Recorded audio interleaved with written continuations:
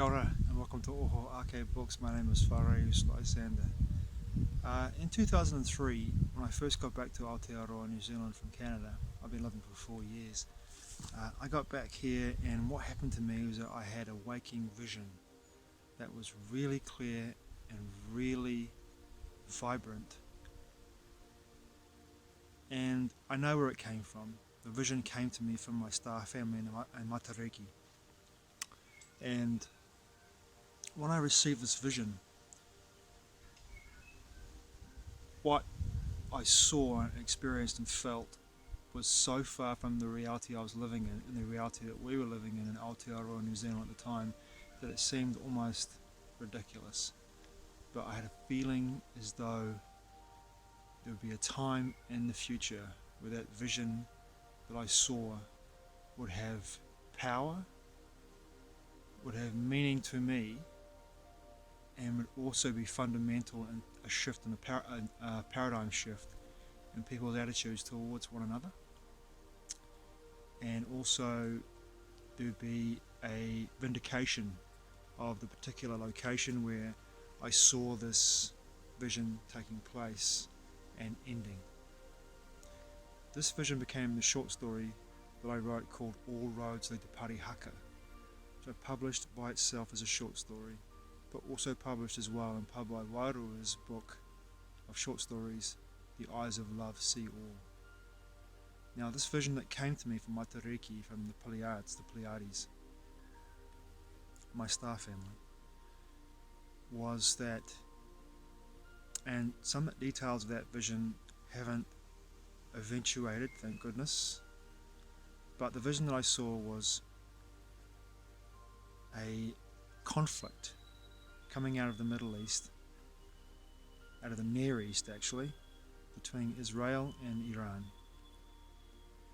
And this setting off a chain reaction where the world would enter into a third nuclear war. Now, in that vision, the entire northern hemisphere is completely destroyed, unlivable. Large tracts of the southern hemisphere become unlivable too because of the nature of the conflict. And what I envisioned was, before this happened, not long before, but before it happened, a young Māori man in Wellington was living amongst gangs from a dysfunctional family here in Wellington, living here, went to a certain location on the Miramar Peninsula where he used to sleep when he had problems with his gang mates, because he wasn't made up for this gang life. He was a good kid. And he was the great-grandson of a Māori chief named Te Whiti o Rongomai. And Te Whiti o Rongomai was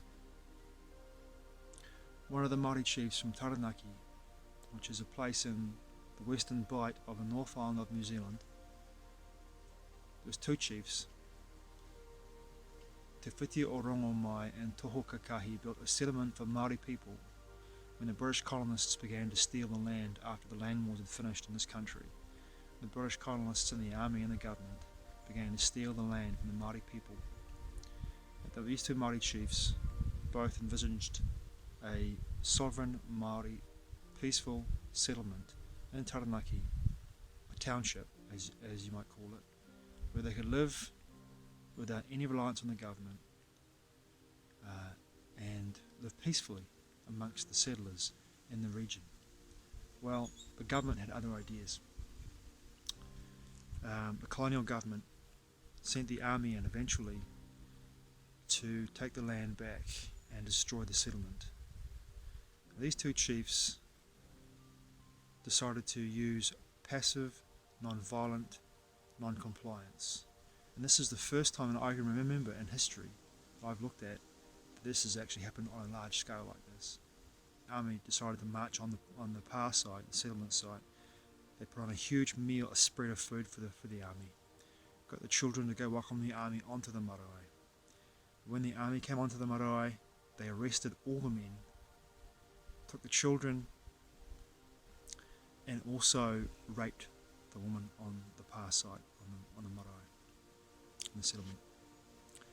Now, those men were taken away to Wellington, imprisoned here, and put on ships and taken to Otago, or Dunedin, Otaku, in the bottom of the South Island, and imprisoned down there. Eventually, they made their way back to Parihaka, but the settlement was gone. In this vision that I had, this young Māori man, his name's Merikara in the book, goes back to Parihaka and tells the people at Parihaka, the iwi that are there, that he has come to build a new Parihaka. And this new Parihaka is a settlement for everyone, not just for Māori but for all people. It's a community of people living together with Māori traditional values and also with modern, present-day cultural technology, at least in the beginning. They build earth ships like Michael Reynolds builds, and the settlement is actually about 4,000 people when I'm writing the story, living there. Communally, their children, their tamariki, are being taught Waldorf, an amalgamation of Waldorf, Steiner school and Montessori school education with Māoritanga culture and language. And the people living there are from all over the world, and they all come there. And then the war happens. Now, in this short story, the surviving one world government from the UN sends the army down to round up all the people in this one last bastion of freedom, which is Parihaka. I'm going to leave it there because I don't want to tell you the whole story, but my point being was this.